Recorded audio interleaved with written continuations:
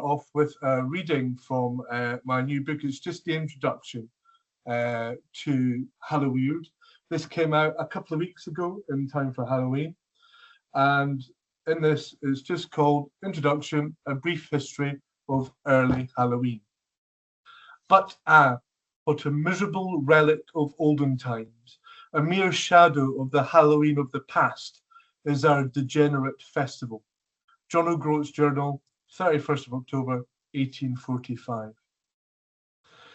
My earliest memory of Halloween haunts me still. We lived in the deep countryside, and it was so dark the stars were too afraid to come out. Someone knocked at the door. I opened it, forgetting to turn the hall light on.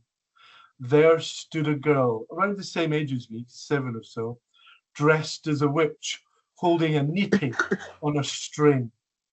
It had stabbed in Ian and a coarsely cut wound of a mouth, and it was one of the most frightening things I had ever seen. The flame of that candle dancing inside, throwing weird lights out of its eyes and mouth, with the rim of the lid glowing. And if I close my eyes, I can still see that hellish image. Now, as an adult, I'm quite hesitant to go near turnips when I'm in the supermarket. I'm only at my happiest when they're boiled and mashed and have a nice knob of butter mixed into them. And of course, pumpkins are much easier to carve, albeit a little sticky. But back in the midst of time, prehistoric Ireland of Britain's year was split in half by the great pagan fire festivals, Beltane and May Day, which marked the beginning of summer, and Samhain, once a 7-day event, which marks the beginning of winter. These were both druidic magic ceremonies, but as Sir James George Fraser notes in his rather immense work, The Golden Bough, a study in magic and religion, 1890, the dates had little to do with solstices or equinoxes and more to do with moving livestock. When May Day comes, the seed has long been committed to the earth, and when November opens, the harvest has long been reaped and garnered, the fields lie bare, the fruit trees are stripped, and even the yellow leaves are fast fluttering to the ground. Yet the 1st of May and the 1st of November mark turning points of the year in Europe. They do deeply concern the European herdsman, for it is on the approach of summer that he drives his cattle out into the open to crop the fresh grass, and it is on the approach of winter that he leads them back to the safety of the stall. Accordingly, it seems it's not improbable that the Celtic bisection of the year in two halves, at the beginning of May and at the beginning of November, dates from a time when the Celts were mainly a pastoral people, clearly traced in the popularity, on one hand, of May Day and its eve, Walpurgis Night, and on the other, of the Feast of All Souls at the beginning of November, which under a thin Christian cloak conceals an ancient pagan festival of the dead. History shows that the main celebrations of Halloween were purely druidical, the calling together of wicked souls. In time, these druidic ceremonies were grafted with some of the characteristics of the Roman festival in honor of Pomona, held about the 1st of November, in which nuts and apples, representing the winter store of fruits, played an important part. The Christianization of these pagan festivals began in 610, when the church decided that there were far too many saints for whom to have a day, and a festival, and All Hallows, or Hallowmass, was instigated in memory of the martyrs, and this took place on the 1st of May. It was changed in 834 with a new date, that of November the 1st. It was a commemoration of the All Saints, so there was the new name All Saints' Day, All Saints' Eve, All Hallowmass, Hallow Eve, became the night when superstition and the mystery of existence ran riot. Bobbing for apples can be seen on the literal Psalter, an illuminated volume containing the Book of Psalms and other devotional material and liturgical calendars. The Psalter which was created between 1320 and 1340, shows a presumably older or ancient tradition of a person with their hands tied behind their back, trying to catch the apple with their teeth. Shakespeare mentions Hallowmas in several of his works, including The Two Gentlemen of Verona, written between 1589 and 1593. To speak, pulling, like a beggar at Hallowmas. In 1667, the Hallowmas Fair of Beaulieu saw a remarkable price for cattle, which brought a great deal of money to the country, and the Highlanders went home well pleased. Then in 1780, the printer, journalist and poet John Mayne of Dumfries, sadly no relation, I wish I could be related to him, wrote the 12-stanza poem Halloween, published in Ruddiman's Weekly magazine. 5 years later, Rabbie Burns, influenced greatly by Mayne's work, presented his own Halloween, 28 stanza long and clearly a dry run for one of his most celebrated works, which would appear in 1790, the epic that out-Halloweens Halloween, Tam O'Shanter. But with Halloween, we not only see a celebration, but a valuable historical document of the rituals and the games of the time. And it wouldn't be long before everyone was offering their own take, such as Halloween from the poetical works of Jane Little, the Scotch milkmaid in 1792. The mimicry of Burns in this is excellent, and I can only imagine how tiring but lucrative it must have been as a publisher back then to have yet another Burns-style poem come along. And then an English poet, Charles Graydon, decoded Burns's poem for English readers with his own take, called On Nuts Burning, All Hallows Eve in 1801, and doing so created an evocative piece in its own right. 1809 saw the publishing of British Georgics, an epic work by Scottish poet James Graham, 1765, 1811, which detailed the beauty that happened in the British Isle over the course of the year. His poem saw that the Burns fanboying had yet to dissipate, even though Burns had been on the ground 13 years. It does, however, have moments of its own real power, such as the following lines on the religious politics that happened specifically during Halloween. A few dim candles in derision shine of Romish rites now happily forgot. The above alludes to the mockery of Catholic torch processions by first reformers. We move then from 1809 to 1818, where a tragedy befell Dumfries when some foolish clown wrapped himself in a white sheet and knocked on the door of a cottage in Maxwell Town, west of the River Nith, which forms the historic boundary between Cumbria and Dumfriesshire, and screamed at the person who opened the door. Unfortunately, the recipient was a pregnant woman, and before the night was over, she had delivered a dead child, and the culprit was never found. 2 years later, in 1820, we go to Walter Scott's novel, The Monastery, which dealt with an infant daughter born on Halloween and consequently gifted with the power of seeing the invisible world. And just imagine being in the crowd at the Theatre Royal Perth on 16th of October 1820 to see Scott's The Heart of Midlothian, the popular new drama of Halloween, alongside Halloween or the Vampire and the Water Kelpie, a new melodrama as well called Meg Murnoch, the Mountain Hag.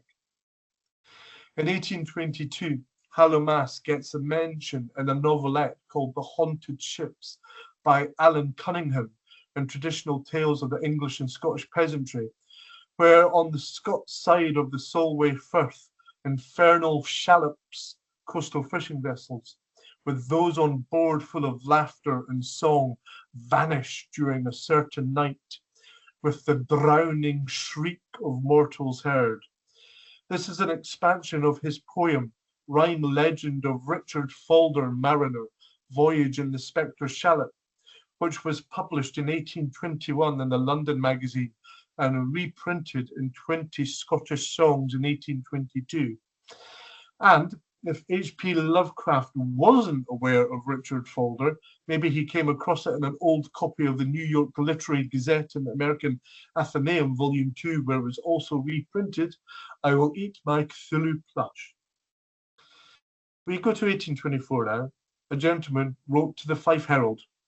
He also mentions that he remembered the year of the great meteor, 41 years before, who recalled with infinite delight his childhood, during which efforts were made to catch an apple, affixed to one end of a stick, balanced and suspended by a string, whilst to the other end a burning candle was attached as a counter prize.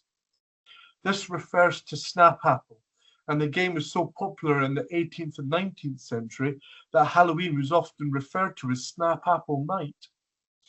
Candles and apples are hung from the ceiling, and the goal is to get a bit of apple with consuming any wax or getting burnt. This game, with its direct lineage to the literal Psalter, saw at that time 500 years of apple bobbing. And as of today, we've reached 700 years of trying to drown ourselves for pleasure. And in 1827, David Lindsay wrote The Three Damsels, A Tale of Halloween, for Forget-Me-Not, a Christmas, New Year's, and birthday present for 1827. A slight love story, but certainly a fun one. The Knickerbocker, in 1833, published an observance titled All Saints' Eve, or A Recollection of the Irish Peasantry by an American in Ireland, which mentions the puka, an imaginary monster supposed to be all-powerful on All Saints' Night. Also mentioned in A Recollection is the beautiful saying, my corpse to the devil, and also the gift of a pig at a wedding festival. And by the time we get to 1844, we have Arthur Cleveland Cox's Halloween, with lays, meditative and devotional, an overindulgent piece that could have only been written during that unconventional period. And then we come to 1870. Now, this is where a key text in the history of Americans' love affair with Halloween happens. It's by Helen Elliot, and it's called Halloween, and it was published in Godey's Lady Book and Magazine. And if it wasn't for this, the Halloween parties that we have today might not have happened. And it was followed by Clinton Scollard's A Ballad of Hallowmas, which was published in Lyrics of Dawn, 1902. Scollard, who is a very, very, very minor poet, nevertheless gives his best when it happened at the time of Halloween, when the dead may walk abroad, that the wraith of Ralph of the peaceful heart went back to the courts of God. And we wrap up this introduction with the American periodical The Judge in 1912 had this write-up on the evening, an almost pre-purge take on things. In smaller towns, the evenings bring terror. If citizens are not routed out by fires in their domiciles, they awake in the morning of All Saints' Day to wonder why the saints had not during the night prevailed over deviltry. So with this book, Halloweird, I've leant more heavily on tales and poems published before 1924, and Halloweird covers just under 200 years of Halloween writing. Beginning with John Mains's toe dip into pleasing terrors, and then blowing our minds with Burns's continued brilliance, I really wanted to create an anthology with a sense of time, yet have stories that feel timeless when you read them. And, you know, this is a book that I just wanted to be dashed with horror and fun. One of the biggest surprises when researching and putting this book together was when I discovered a prose poem called Halloween, or A Tale of Terror, by the mysterious Rieuwerts. I genuinely believe it's a lost classic of Halloween writing. And I think it will be used by editors of horror anthologies and Halloween anthologies for like the next 200 years until everybody's sick of reading it. Dominic, if you can give me like 15 minutes before I'm due to end, I'll read it at the end. So if you just come on screen so I can see it. We still have a lot of time, Johnny. Don't worry. I know. Yeah. It's also a privilege to use a story by a lady called Lillian Huntley Harris, an American, who was only ever known for having one story in Weird Tales. But I managed to discover another story that has never been reprinted in 123 years. So, this book, while seasonal, it can be read all year round, preferably at night, but only using candle nights to illuminate the page. So treat yourself, trick yourself, because for me at least, every day is Halloween. So that's that introduction. So I'm just going to give a little bit of introduction to myself. So I was born in 1976. I had a bit of a bad childhood. I had a mother who was not pleasant to me as a child, and I left home at 17. And at 17, I was homeless for 10 years. I was living in a tent. I was hitchhiking all over Britain. I hitchhiked across France and into Germany, and I was working as I went. I did drugs. I was an alcoholic. I was an awful, awful mess. And I met somebody in 2006 who became my wife, and we've been together ever since. And it was from 2010 that I started, in a way, wanting to become somebody that I wanted to be when I was 17-year-old. I loved horror writing.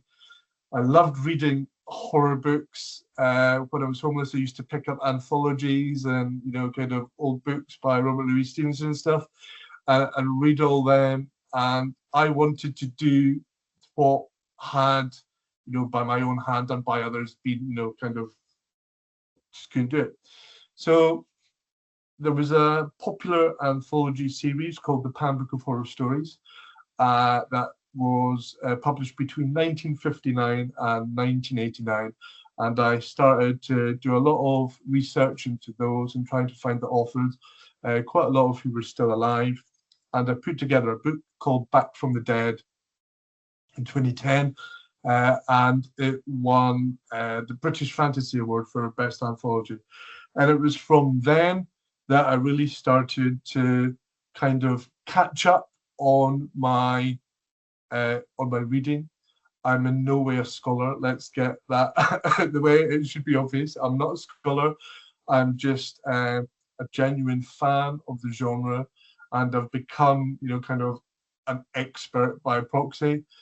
And I started to get really, really interested in the writing by Victorian women, genre writing, especially stuff that hadn't been discovered or found. Because what we think with Victorian female writing at that time is that, for most part, these were women who had a comfortable income.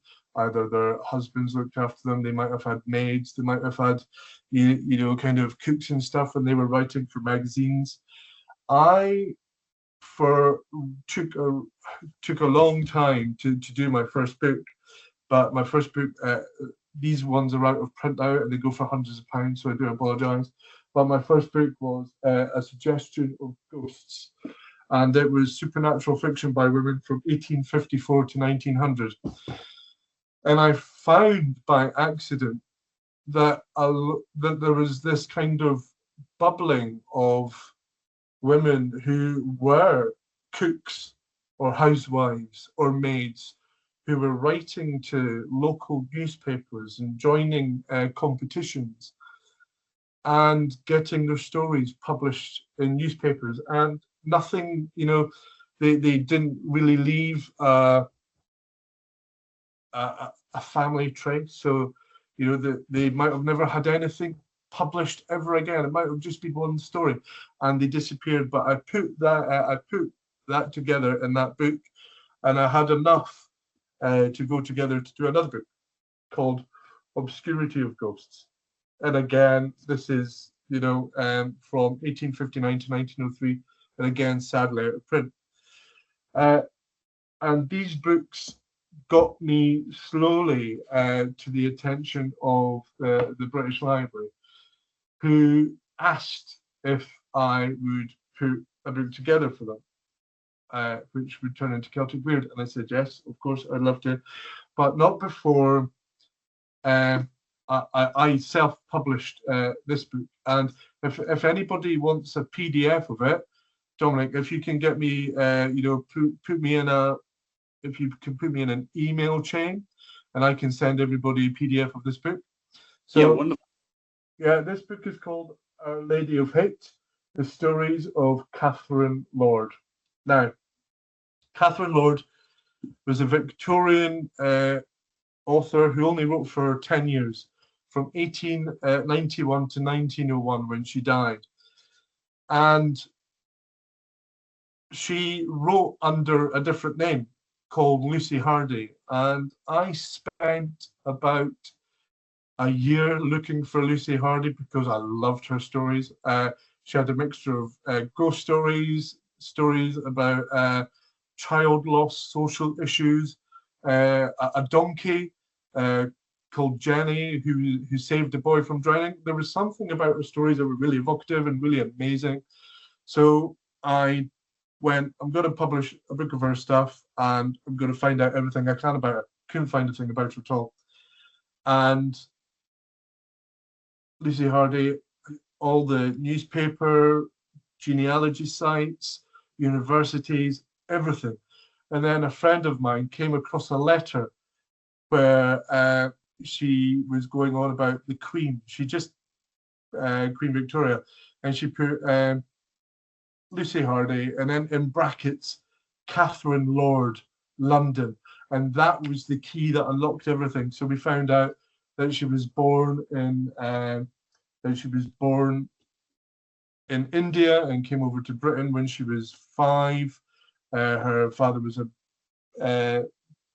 part of the army. He died, and she was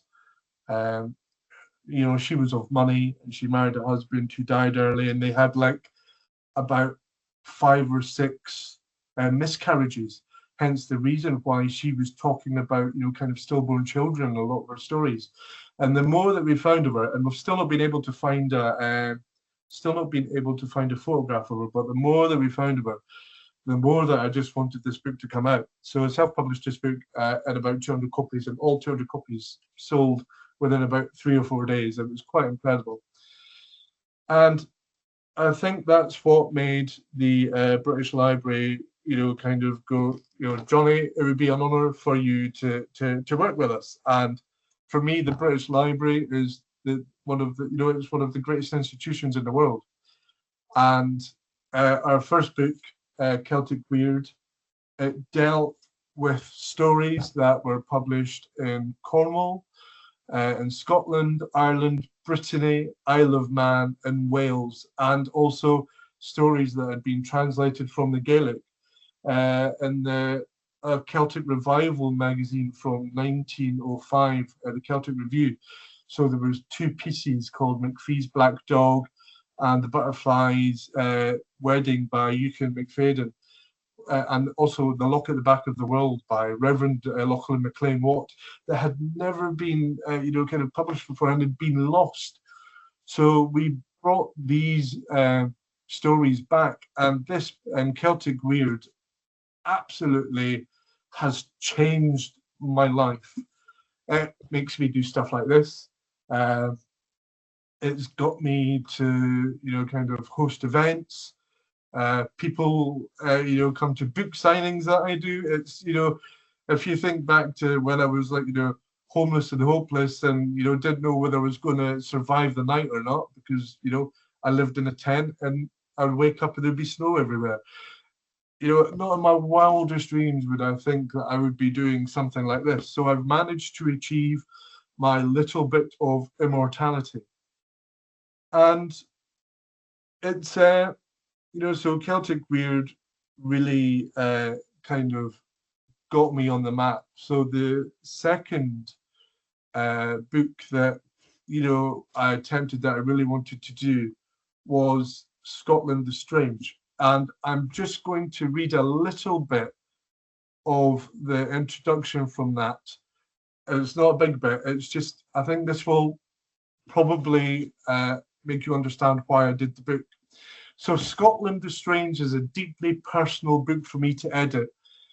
Born in the Scottish borders in 1976, I don't feel that my Scottishness developed until after I left high school, owing to politics and social engineering.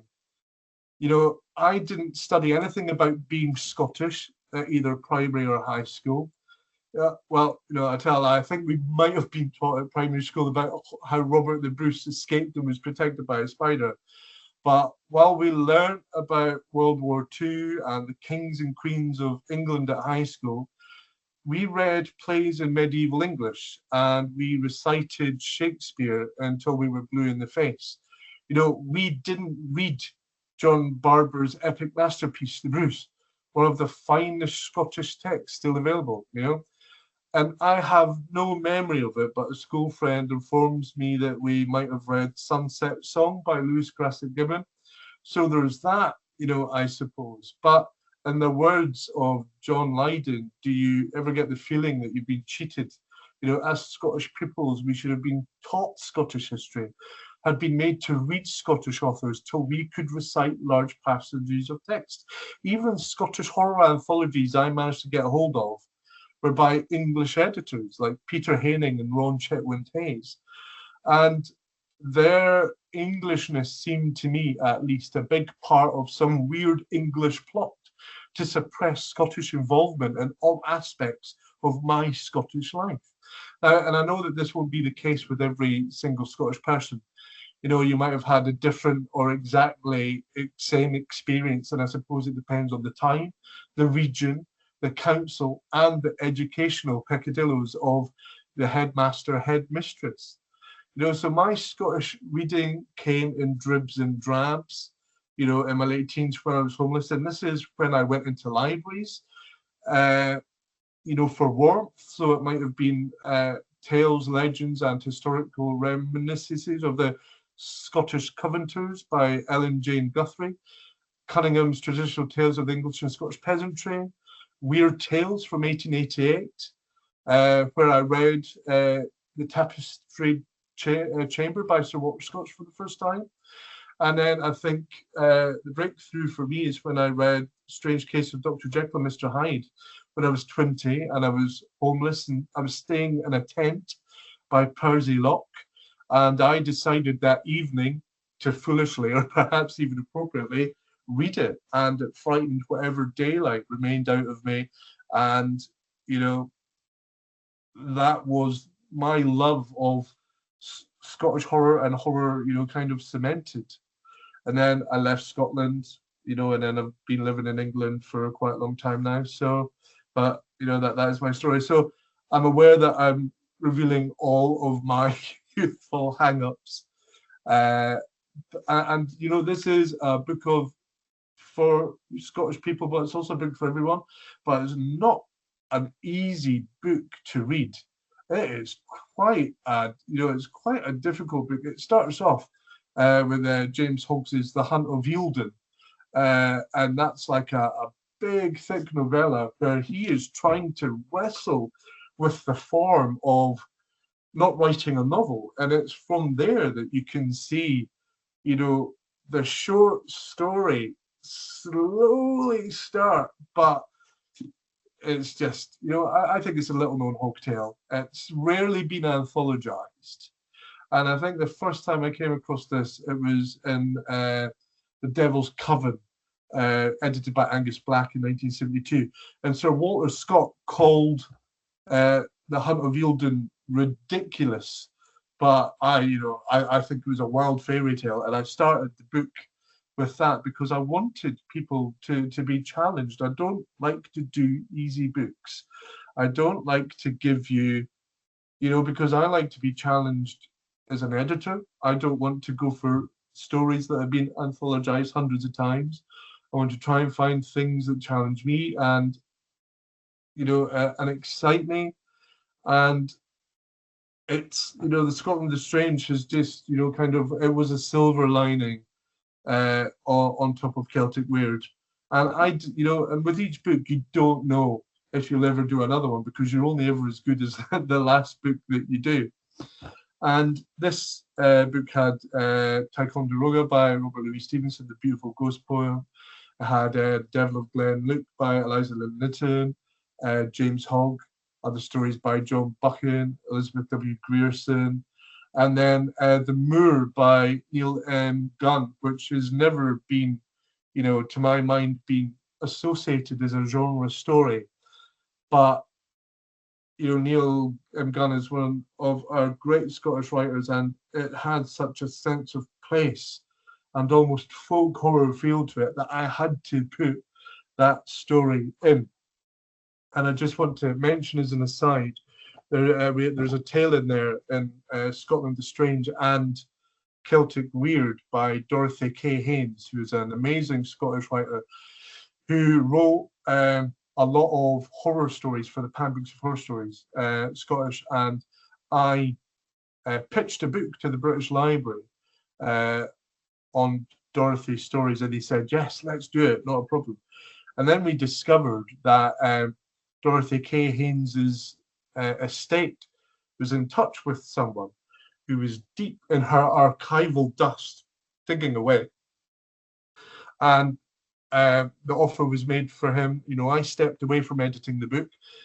He was the best person for the job. So this only came out a couple of days ago. The Weird Tales of Dorothy K. Haynes, edited by Craig Lamont, and I was allowed to provide the foreword for it because she is such an incredible. She's the Scottish, she's the British Shirley Jackson. There is nobody there is not one story in this book that is filler. She is pedal to the floor horror. Sometimes she doesn't stick her landing, but that's you could say the same for quite a lot of authors, but you are always in for a really, really, really good time. And these stories, quite a lot of them are about children in peril, because she herself was an orphan, so she wrote about a lot of what she knew. So how do I find these stories? First of all, it's like a magician revealing his trick, but it's really, really easy. My first port of call is always newspaper archives. And like I mentioned at the start, I have autism and ADHD, so I come with a superpower. And it means that if I type in haunted or ghost story into a newspaper archive, sometimes you can get 500,000 hits with those words. And they're not all going to be ghost stories, and they're not all going to, they're going to be newspaper articles, but my superpower is that I love boring lists, and I can spend days and weeks just clicking until I find what I'm after. And I do that first with all my books. I've got hundreds and hundreds and hundreds of short stories that have never been reprinted in up to 200 years, waiting for books to put them in. Just by typing in those simple keywords. I've got a massive spreadsheet that I'm putting them all into as well, so that I don't forget where I found them and when I found them. And that's it's a dedication that not a lot of people have. Some people are kind of jealous of who that person is and what they've achieved, but they're not jealous of the way that they've achieved it, if that makes sense. And it's lots and lots of kind of sometimes mind-numbing work and coming across the same kind of hits over and over again. But then once you've got that body of work, it's then the real hard work comes in about cross-referencing and making sure that nothing has been used before. And if I can just bear with me a second. This is where stuff like, sorry, this is volume 5, but this is stuff like where the Wellesley index to Victorian periodicals comes in really, really handy. So that's, if stuff was published in old magazines, reprinted in newspapers. I've got quite a lot of kind of bibliographical aids that I use, and I find working with words difficult. I'm dyslexic. I didn't do well at school. I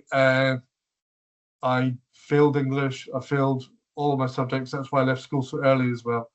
So it's just all about getting your brain into like a rhythm, and and it's a muscle. And the more you work your muscle, the more you get to see patterns and things. And so once I have stories that I'm happy with, that I don't think have been published before, then the hard work begins again, where you try and find who the author was. Is it a pseudonym?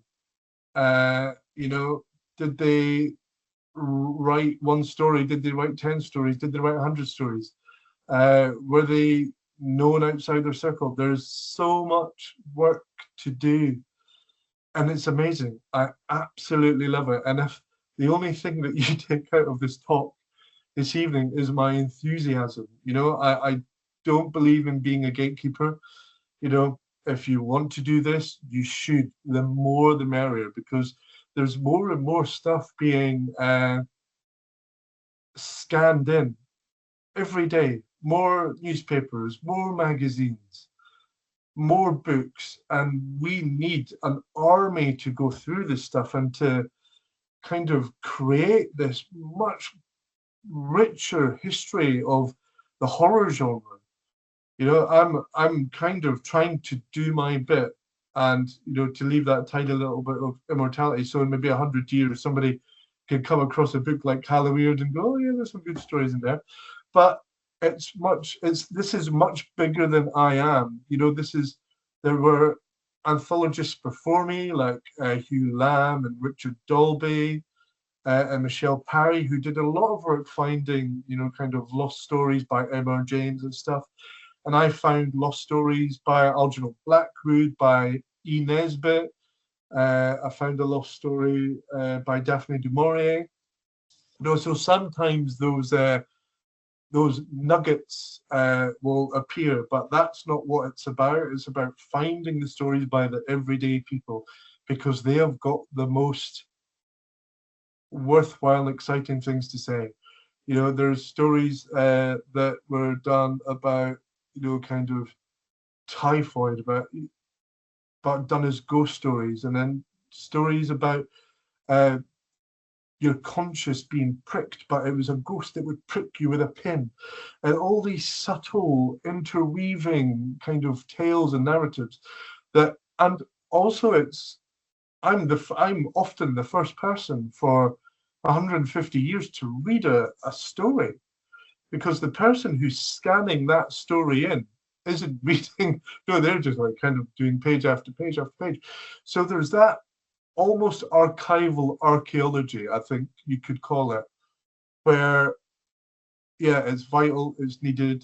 I think a lot more universities are quite hesitant in opening up their archives, and there's always a dialogue with universities to try and get that sorted out. So it's newspapers and magazines for me, and these are pay to play. I have to pay a lot of money, and as freelance, I get very, very, very little to do these books. I get a bit of royalties, but that's always kind of a year or 2 years afterwards. So it's an uphill struggle, but it's one that I absolutely adore, and I wouldn't have it kind of any other way. And it's all about getting other people interested in where we come from, and interested in the history of the ghost story and the history of the horror, because it wasn't always M.R. James, and it wasn't always Bram Stoker, and it wasn't always Mary Shelley, and it wasn't the Castle of Otranto. There were tiny little stories written by candlelight, or by and then sent off, and then maybe published once, and then almost be lost to dust. And especially with what happened to archive.org, with the hacking that happened, and it went down. It's coming back in bits, but there's still bits of it that aren't coming back.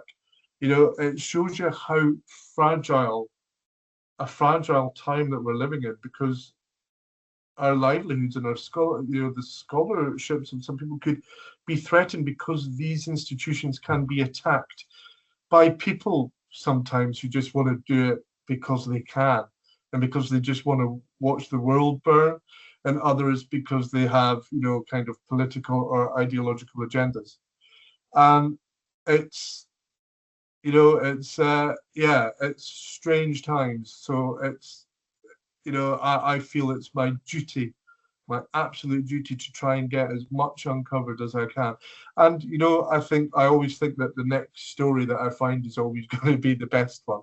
And that's the case. And we're doing another book. This is a secret. You're not allowed to tell anyone. But we're doing a book on midsummer stories, May Day, Midsummer, Lammas, all the pagan and Christian festivals around the summer. And that's going to come out, I think, on May Day. And I'm just getting the contract to do that just now. And then that will be writing the introduction, then trying to write as many biographies of all the authors as possible. And then that will come out next year. And then I think a book after that we'll do is Christmas stories. But there are a lot of there's so many Christmas horror anthologies out there that it makes my job much more difficult to find stories that haven't been reprinted, because I think quite a lot of them by now have been found. So yeah, how are we doing for time, Dominic?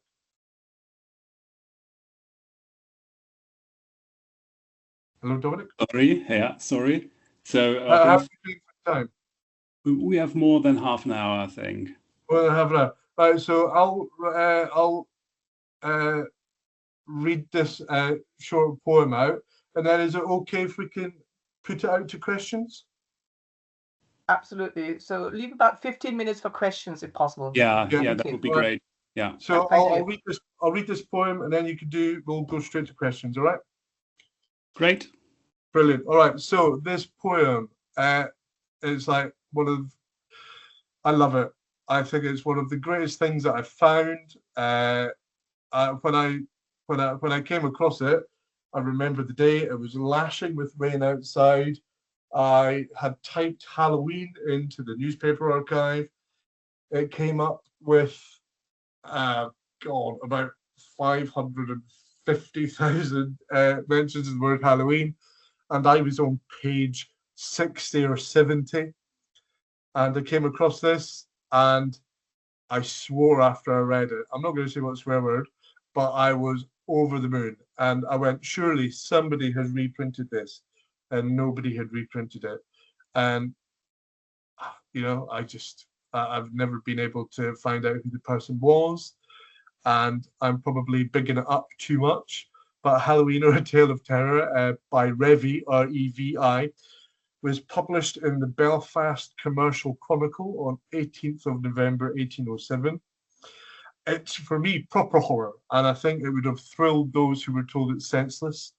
And like I said, it appears in Halloweird for the first time since its initial publication. The night it was gloomy, the Croggan it lowered, as MacUllen traversed the banks of the Mourne. In torrents the rain rude and pitiless poured, as by Halloween fancy his footsteps were borne. For his heart was the prey of sad joyless despair, since Celia his passion insulting reproved, and he swore he'd lose all in the magical sphere to force to his bosom the fair that he loved. Though the tempest was howling and starless the sky, he dreaded no dangers, he feared not the storm, but he silently prayed that his gloom-piercing eye might soon have a glimpse of her fanciful form.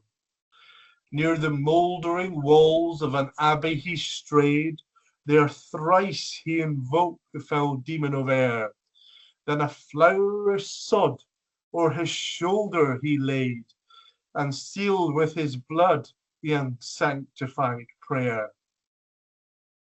His rites scarce had ceased, when lo, in the gloom, on the ivy-clad walls a blue flame he descried. He trembled as down by the ash-coloured broom a pale ghastly phantom towards him did glide. 'Twas not the sweet phantom of Celia was nigh, but a gnomon of hell met his horror-struck view. "I come," cried the fiend, with a heart-rending cry, "invoked by your spells to be wedded to you. Long and sad I was chained in the venomous dell, till thrice you invoked the spirit of air, and your blood on the parchment confirmed the spell. Now you'll fly with me to the gulf of despair." Then the merciless fangs close encircled his arms, and she told him a tale which no mortal could tell, how his Halloween freaks and his magical charms had doomed him forever to the caverns of hell. Then ghastly she smiled, "Never more shall we sunder, never again to the world shall your footsteps return." Then she tore out his heart, with a yell loud as thunder, and headlong both plunged into dark rolling morn. And that was written in Strabane, November the 10th, 1807. It's amazing. Over 200 years old. It's just one of the great poems. I absolutely love it. I'll do one more poem. I'll do one more quick poem if that's all right. This is an American one. It's called "'Twas the Night of All Hallows" by Geraldine. I really like it. It's very funny. And as frustrating as Mr. and Mrs. Anonymous always are, there's not much we can glean about Geraldine. They do appear to be American. They wrote for Oliver Optics magazine, which was edited by William Taylor Adams. And there is mention of their poetry being crowded out in the Grant Country Herald. And 2 poems were published in the Seward Independent in Kansas in 1890. But that's about it. So here we go. "'Twas the Night of All Hallows" by Geraldine. 'Twas the night of All Hallows, when goblin and sprite were to roam, it is said, on that terrible night. For tradition had whispered, and who could deny, that this night the good people their influence ply. Each youth then, with heart bounding wild with delight, in frolic would brave fiercest terror or fright. Each maiden, unconscious of evil or harm, would timidly venture some portent or charm. Always gladness in joy, faces beaming with mirth, while closer and closer each drew round the hearth. The wind whistled louder and fearfully shrill, and louder it grew over mountain and hill.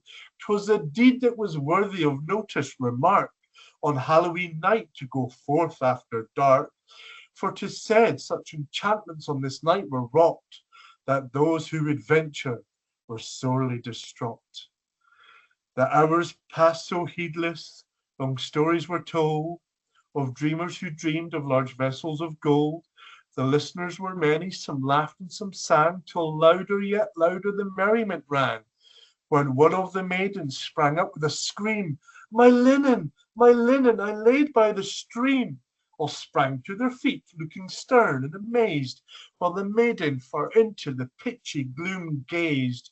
"In mercy, I pray you, oh, follow me not." And before they could speak, she sprang from the spot. The joyous festivities quickly were hushed, and stories forgotten to their minds at once rushed. On swiftly she rushed the fast deepening gloom, o'ershadowed, encircled her as a dark tomb. She hastens quick onward and looks not around. She fancied she'd heard there a queer stealthy sound. Her strength is now failing, 'twill shortly be spent. Too late for remorse, too late to repent. She moves not, she breathes not, her heart ceased to beat. Oh, horrors! She certainly hears coming feet. At length she returns with step weak and slow. Her sad heart is weary and brimful of woe. Her essays to call, here her words have been said. She feels 2 hands on her shoulders are laid. O night of sad horrors, of dismal despair, which called for a strength superhuman to bear. No kind hand to help her, so helpless and frail, no loved voice to cheer her or hear her deep wail.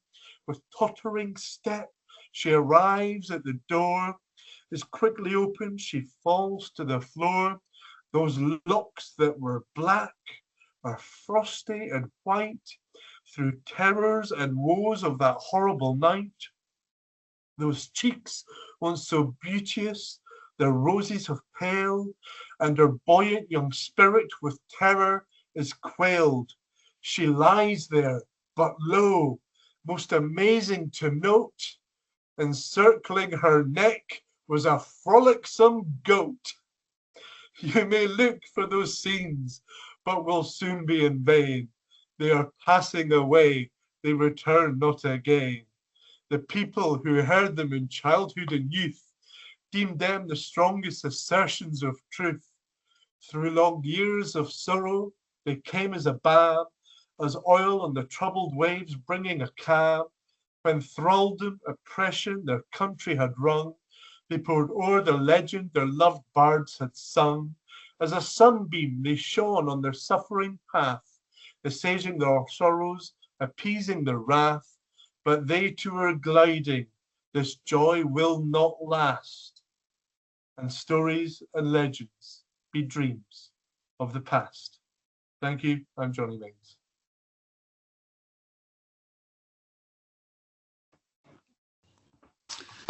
Thank you, Johnny. That was absolutely fantastic.